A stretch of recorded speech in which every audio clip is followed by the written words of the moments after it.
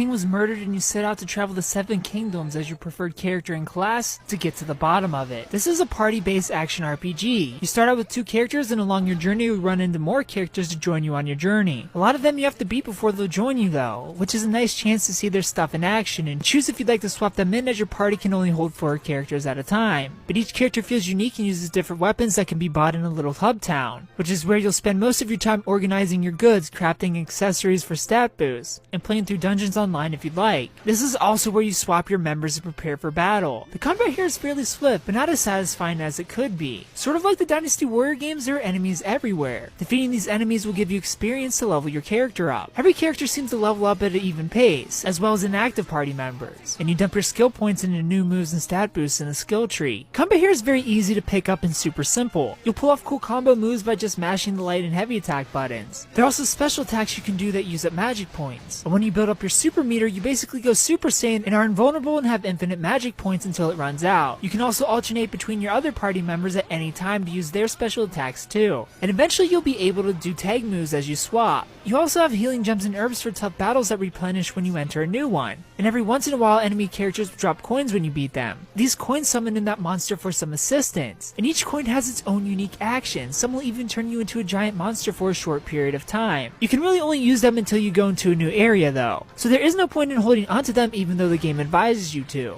That, as well as your super meter depleting when you go into a new area, is definitely a bit annoying and feels like a waste sometimes. At moments I'd be holding on for an epic fight that never came, and my time was just wasted slashing these a bit too spongy enemies, and the game stays this way throughout. The formula is fairly predictable with a few puzzly moments thrown in there to break the pace a bit, but it's a lot of get to the point on the map and level grind if you want. It's decently fun, but definitely gets repetitive, as again enemies do feel a bit spongy, causing the progression to feel a bit sluggish at times. The story and characters are intriguing though. They're told through a mix of dialogue and cutscenes, and are good enough to pull the player through to the end. I did start getting bored on my journey in Dragon Quest Heroes 2, but this action RPG is an enjoyable one that I feel Dragon Quest fans will appreciate. Newcomers can have a decently fun time with this game as well, but the repetitive nature and spongy enemies may discourage you from finishing this 30+ hour journey. I give Dragon Quest Heroes 2 a 7.5 out of 10.